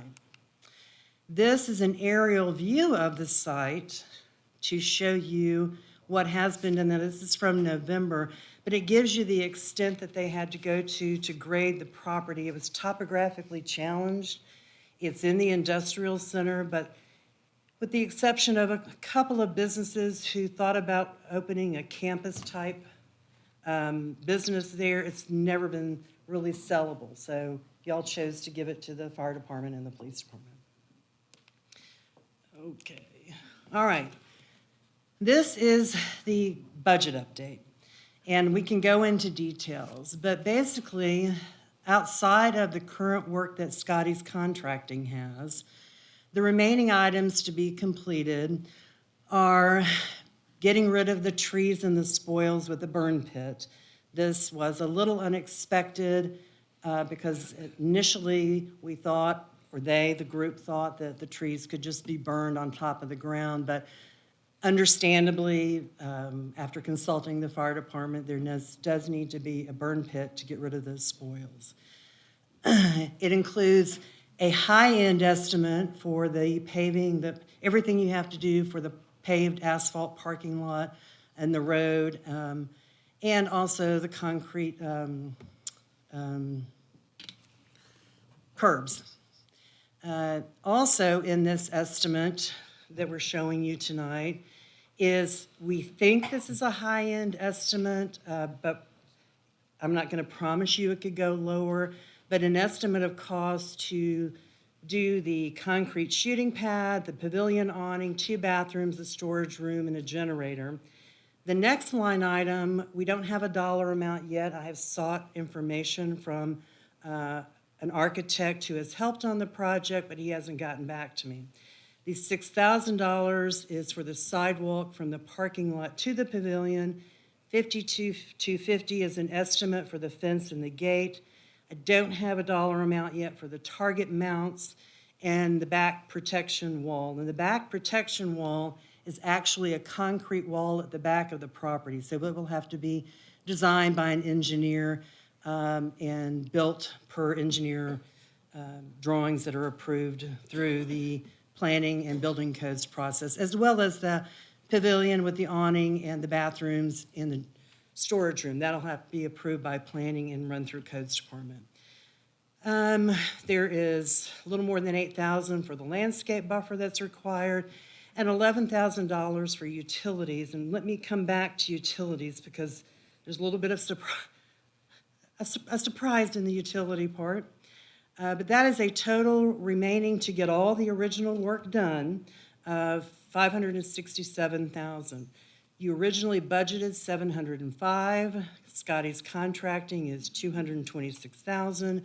There have been some other expenses, more than $24,000. So we have remaining in the budget not quite $455,000. It would take about $13,000 to complete the site as originally approved, including the pavilion, the awning, concrete pad, the pavilion awning, and the bathrooms and the storage room.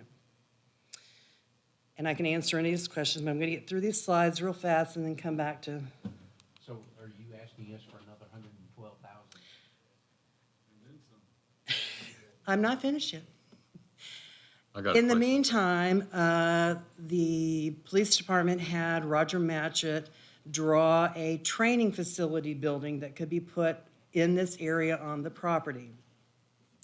And they can go into detail into what's included in this, but it does include offices, a training room, and some other facilities. Well, the project got a little bit stalled because the question then became, if this building you were to give approval to pursue this building, whether it's this year or next year or 2 years from now, where would it go on the property? And in this next to last slide, the first area that was looked at was attaching it to the concrete pad and the pavilion awning. And that's area number 3 in red. And that's really a no-go option because it would require a dramatic overhaul of the stormwater facilities plan that's already been graded and implemented. Option number 2, and trying to keep this still on the quote-unquote PD side of the property, option 2 would be to move that building to the front of the PD side. It too would require some adjustments to the stormwater facility and additional parking.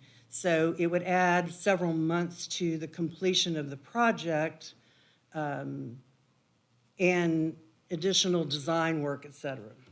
Option 3, which I think that the PD believes is the best option, and with the collaboration with the fire department and Chief Beeman, would be to put this building on the back part of, quote unquote, the fire department side. Chief Beeman thinks that that's a workable solution because it still keeps the remainder of the property available to him if that is where he has to locate fire hall number 6. I know that he has looked at other options and there have been some other discussions, but nothing has been dedicated or purchased or promised yet. So we want to keep this piece of property available for fire hall number 6 in case it is your only option and not covered up with other things. So there's 2 things tonight that we're bringing to you. One is, do you see that this building would be in the PD's future, either short-term or long-term? And I'm gonna let Chief Bandy discuss more about the needs there. And then the other is, we will need some additional funding to complete the current project as it was designed and approved. I've tried to overestimate some of these costs. I hope some of them will come in under. I can't guarantee that. Construction cost on the building, you'll notice I've got it estimated at almost $2 million, but that's because in our area of the South right now, in the Nashville area, construction costs for a building like this are about $200 to $260 a square foot. We've gotten a couple of estimates from local builders that are lower than that, but I'm not going to guarantee you would ever come in lower than that for the next foreseeable future while the economy's booming and you can't even find people to do the work that's out there today. One other thing I wanted to caution you about, the current site, because it will have bathrooms and a storage room and some lighting, and at one point it was discussed that the gate on the fence would be an electric gate. There you have to have electricity. And come to find out, through whatever, it's not a criticism or it's not a blame game kind of thing, but the actual request to the electric department to order the transformer for this property was not made until within the last 2 weeks. The type of transformer we need, according to the electric department, is going to take 100 weeks to get here. Almost 2 years, a little shocker to me too. A lower end transformer, which we don't suggest, takes a year. So that's why, one reason we would be adding a generator into the pavilion area, not just for current use until the transformer's installed, but also as a backup for any building, city building that we have.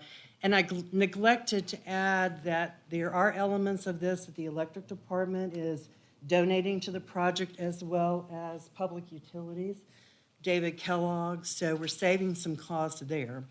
He, I think, is going to have to come back at some point and get your permission to waive some of these costs, but it'd be like doing it for Habitat for Humanity or any of our buildings. So that's the big picture that I've tried to synopsize for y'all after y'all asked me to help get involved and kind of synthesize the situation and the picture and where we need to go. Rosemary, before Don comes up. Yeah. Go back to the current facility and the money. That went wrong way. There's 3 items on there that you don't have any figures on, okay?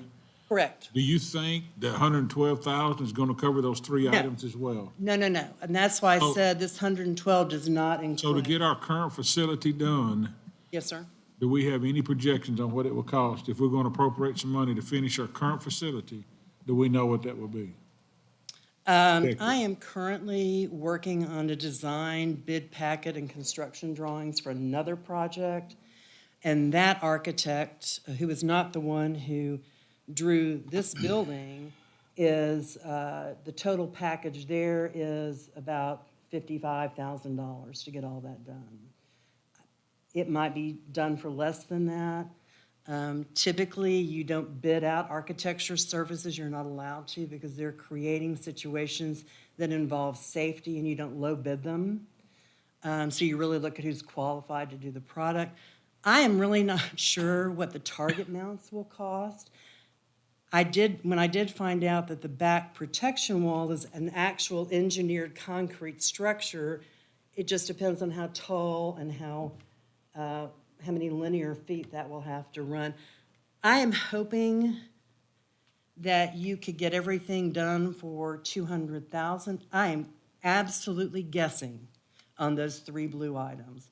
One of them I'm guessing with a little bit of side knowledge because of another project that I'm working on. Well, and where I'm getting at is I want to do what we have to get this and move forward so we can finish this facility. I'm 100% for the training facility as well, and we've been working on this a long time, and Don knows that, Lord, how many meetings and conversations we've had about this, but I want to be sure that we got enough money that we don't delay this current project so we can get it done. We've been tirelessly trying to get this thing started. We finally got it started, and I don't want nothing else delaying it, so whatever those figures are, I wish we would know it so we could appropriate the money to get it finished. I think what they're here for is to try and just update you and let you know that there is going to be a need for more money. And so they want the council to say, we fully support you. When you know that number, come back and we'll be willing to allocate it I appropriately. can't speak for the rest of them, but I Am I fully right, support Matt? you. Yeah, there's 2 parts. One is to make you aware of the current funding situation and to let you know that right now, the only option to complete it within the money we have is to leave out the pavilion, the awning, and the bathrooms and the storage room, which I really don't We think don't is need an to leave those option. out. I think anybody wants to do Yeah. that. Don't So- this project have potential to create income? Absolutely. I will let Chief Bandy address that, but I also want to back up a little bit and just remind you that part of this discussion was to get an idea of whether you would consider a continuing conversation about adding this training facility. Over the 16 years that I've been with the city, and some of you will remember, Fire Hall number 4 was supposed to have a police precinct and actually satellite recorders drive-through office, and that got axed because of funding. And then there was a point where the headquarters was dramatically overcapacity, and the city and the council looked at where a new headquarters could be built, or another building could be built or acquired, and eventually the police department was given the building on South Water. So I'm not a lobbyist for the police department, and that's not what I'm here to do. No, and you're 100% right, Rosemary. But I just did, some of you haven't been here that entire time, and their new structures to meet the capacity, especially since we've grown 52% in 10 years because of population, and that's not slowing down. At some point, like even this building,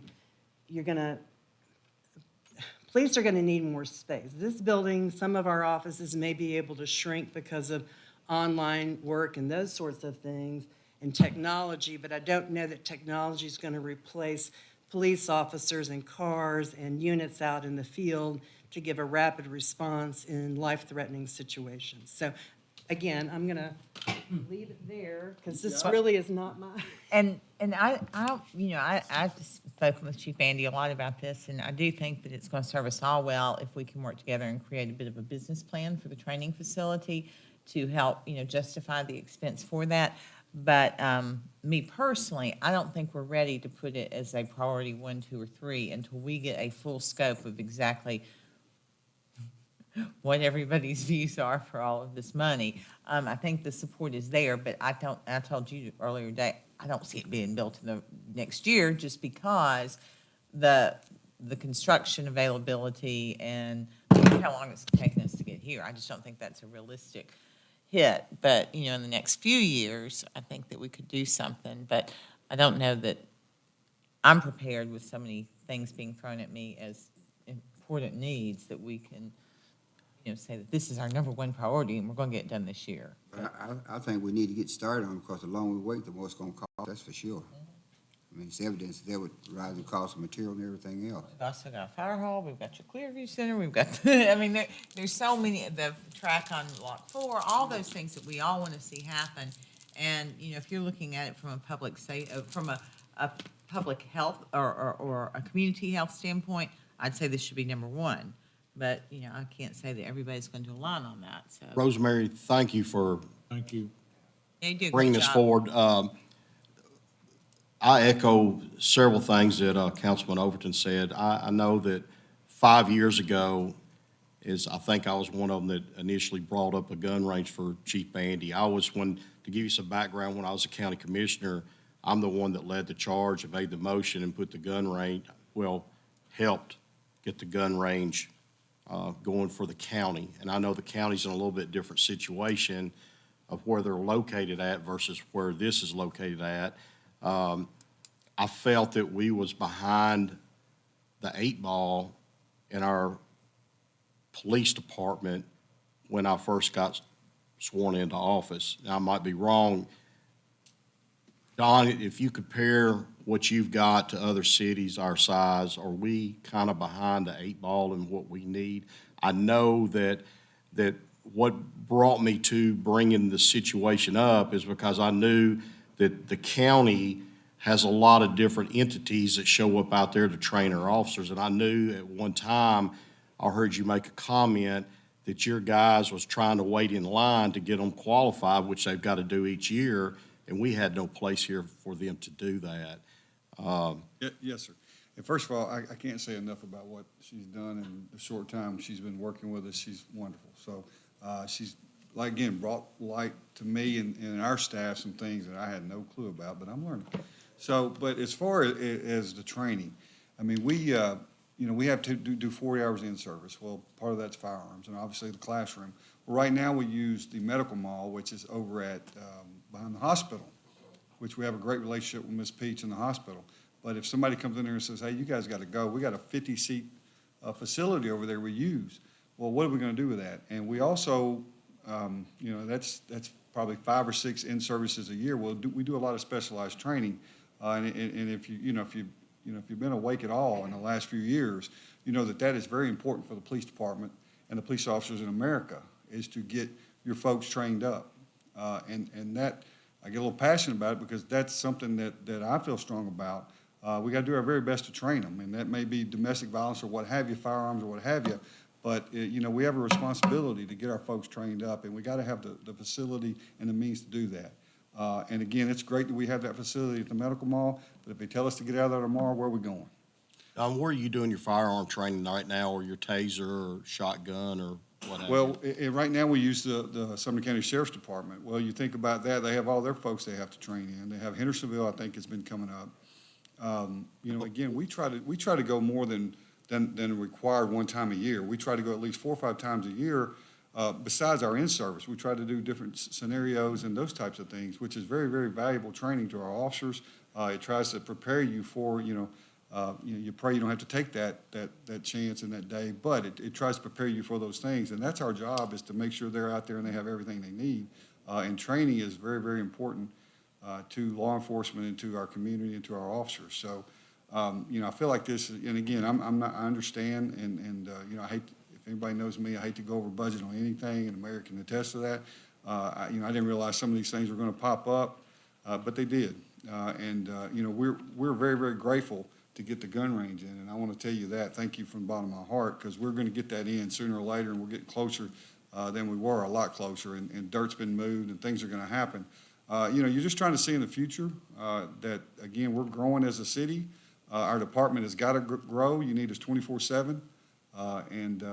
Again, I just feel very strong about this, that we need to start moving forward for the police department. That's just how I feel. Rosemary, we have different options right there, but if this council chooses to act on one of the options right there, we could hurt ourselves down the road or cost ourselves more money.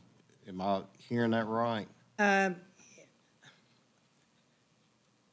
In my view, from looking at your options, the 2 options of putting this training facility on the gun range side are actually going to impede the total use of that property and will create more cost, because you will have to rearrange stormwater facilities.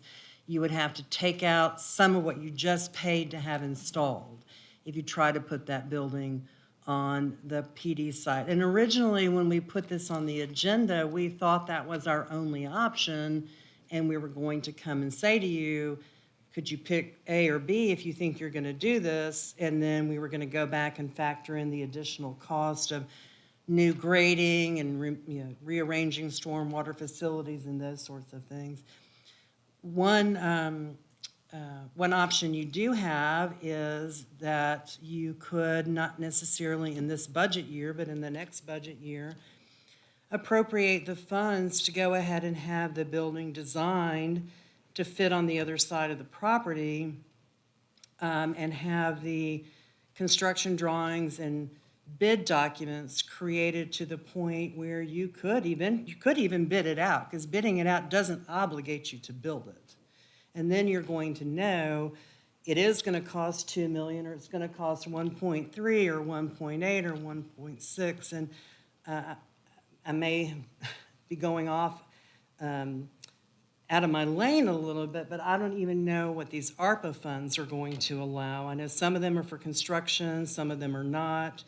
And we're just now, even our office EDA is diving deeper into what those ARPA funds can be used for. But for one project I know that Jimmy's familiar with, there's ARPA money that has to be spent by May of 2023. And so we're working furiously on a project to have it ready to go out to bid. But if you thought this was an option, you could move forward with at least getting it designed with bid docs and construction drawings. It's still going to require grading work on that side where the fire department is. Did that answer your question? Yes, I've got a couple more little things. First of all, the $57,000 we did not anticipate on the burn pile.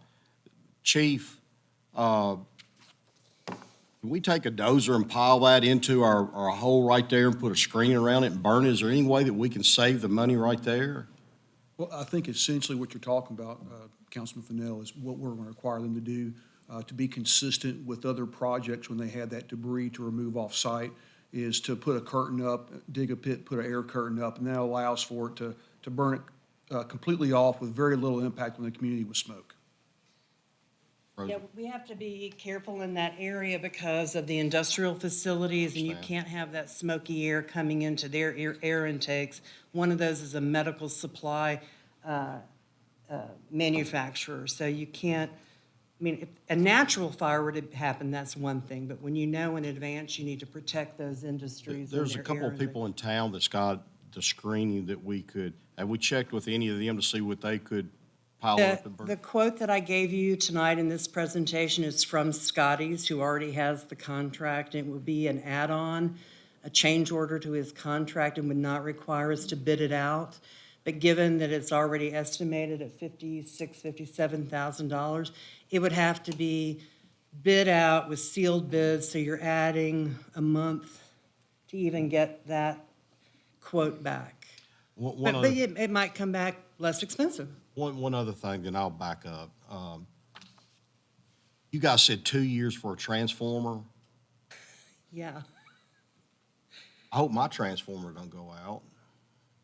Been told Yes. 30 months on fiber. It's insane. Yeah. I mean, John, I know you chair that committee. Do we have transformers for backup that are piled up? I guess there's a big difference between residential, but I mean, we're not going to be pulling a whole lot of power out there at the gun range, are we?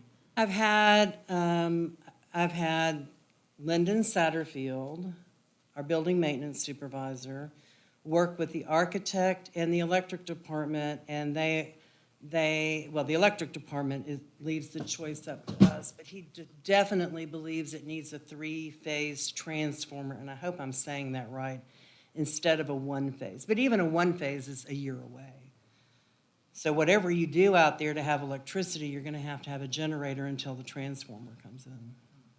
I think because of that and other reasons, I think that the good path forward is, I'm assuming that everyone is supportive of going ahead and spending the money that we need to stay on track. And if the fire department's okay with that late to the game option on their side of the property, I think that makes sense. And I think that at least keeps us rolling for a while and gets us on a path to the next phases, you know? I think that's doable, Paige. Let's make a motion and. I think he wanted to say something sorry, related to Chief. that. No, Mayor, thank you. Yes, we had several discussions about this, and the police training facility going essential on what we call the fire department side, where that driving surface will be located. On further review, the driving surface probably didn't need to be at that size, and I feel very comfortable we could scale back and still accomplish our task and our mission of training at the same time supporting the police department. Awesome, I love it. Thank you, Chief.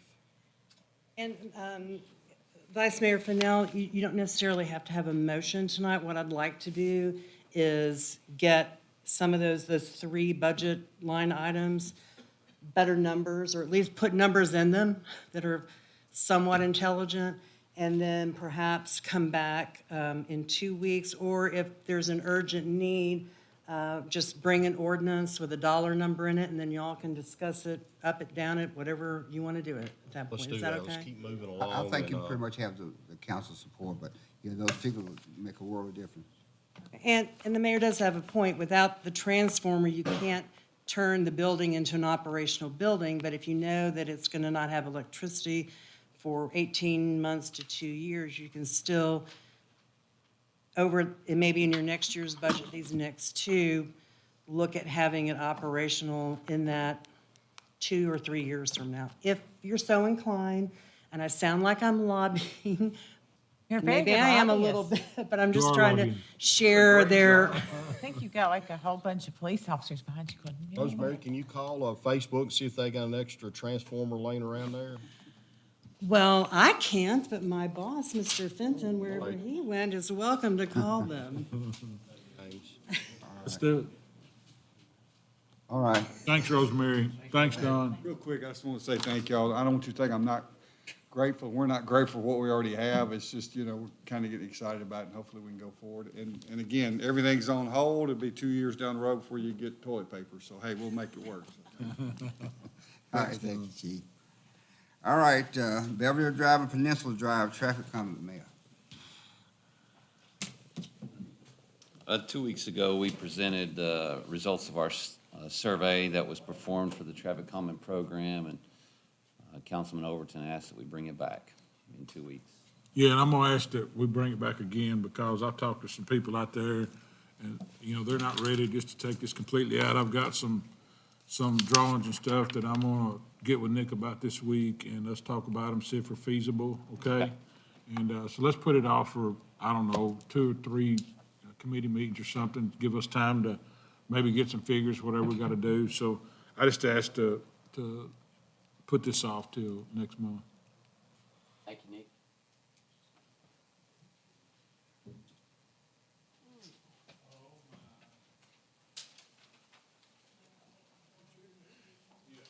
Oh, I'm so sorry. Councilman Alexander asked me to, and I already zoned out. So item number 11, resolution R220219, James Fitton, economic. Thank you. We had a resignation on the IDB and the HEHFB, and so wanted to put forth Neil Burgess as a person to fill that.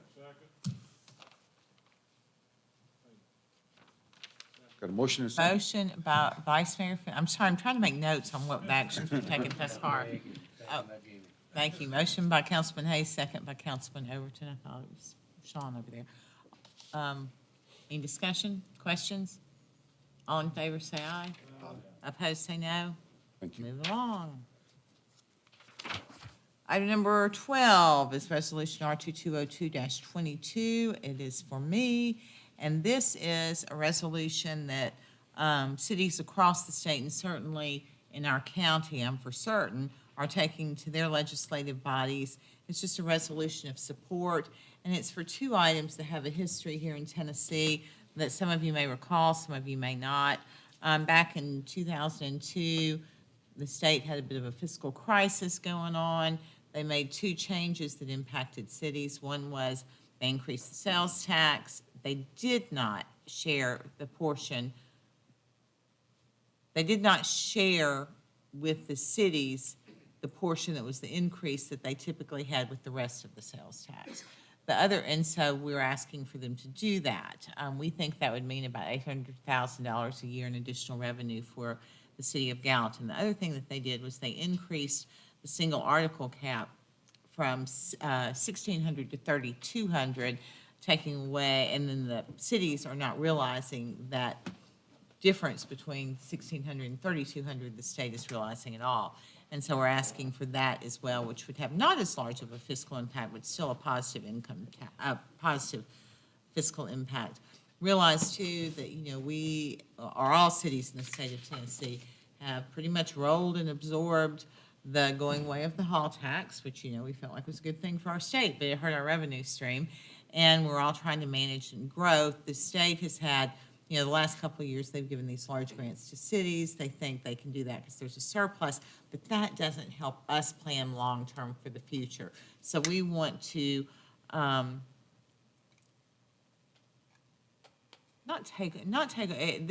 this is not going to take away anything the state does. This is going to reduce their surplus, because I think cities have the perspective, and I'm speaking for all cities and me as mayor, the cities in Tennessee have the perspective that that surplus is largely the funds that should be helping cities plan and manage growth and prepare for the future and provide the services for citizens and the pay for our employees that we need to. So it's just that resolution asking for, indicating that you support this. Second. Been a motion and a second to send it on. Any question? All in favor, let it be known by saying aye. Motion carries.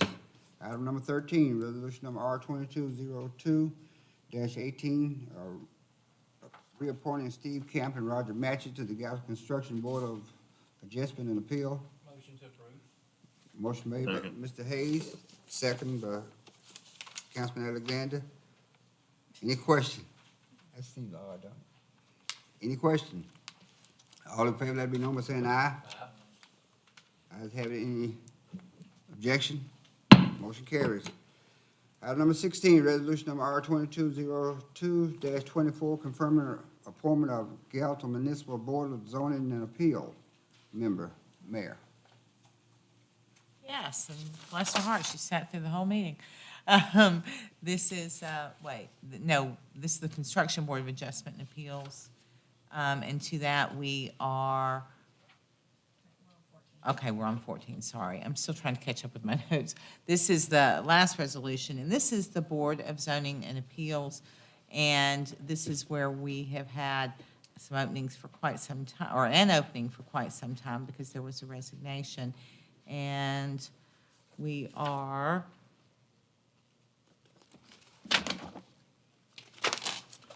reappointing Jeannie Gregory and Jimmy Moore.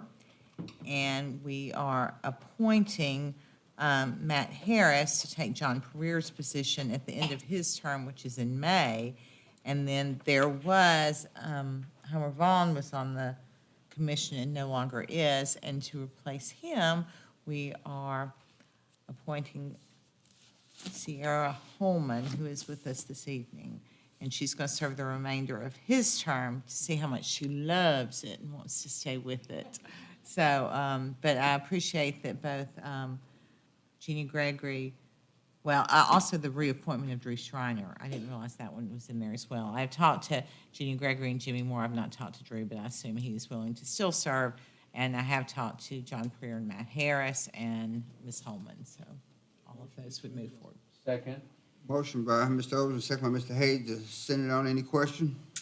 I got one for Paige. I caught the end of that. Did you say John Pereira's coming off of planning? No. This is zoning appeals. Is he coming off zoning appeals? Yes, he requested to. He felt like So Matt's going to Matt Harris is okay. going to take his role. We'll have 3 members continuing to serve, and then Mr. Harris and Ms. Holman will be new members. So you should wave so they know who you are. Okay, been a motion by Mr. Overton, second by Mr. Hayes. Question, yeah. All in favor, let me know by saying aye. All opposed, same sign. Motion carries. Any other business for any council members? Here? Anybody? Not? Any department heads? If David Kellogg, Superintendent of Public Utilities. I'll be quick. I just have a handout. It's our draft capital improvement plan for the next 10 years. Just wanted to give it to you to have you a chance to look at it, and then I'll try to get it on the agenda for the next committee meeting. any other department heads? Mr. Taylor, are you going to mention the ITS? Thank you, sir. A little good news. It won't take but a second. Fine now. We have awarded the ITS grant for construction to Stansville Electric Company for approximately $1.25 million, and that is fully funded by CMAQ funds, 100%. So that's good news. We're setting up the pre-construction meeting. I know it's already been mentioned about some delays on materials, and we have already been told that we're expecting a delay on some of the fiber material that will be, I think they said 55 weeks, so just a little over a year. But we're hoping to be able to work around that and see if we can get something done a little bit quicker. But that's what we may have our hands tied. But we are moving forward with the project, so. Hoping to borrow some, right? Well, maybe we can make another Facebook call. All right, any other department heads? Any other department heads? Do I hear a motion to adjourn? Motion adjourned. Motion by Vice Mayor, second by Mr. Overton. We are adjourned. On with us?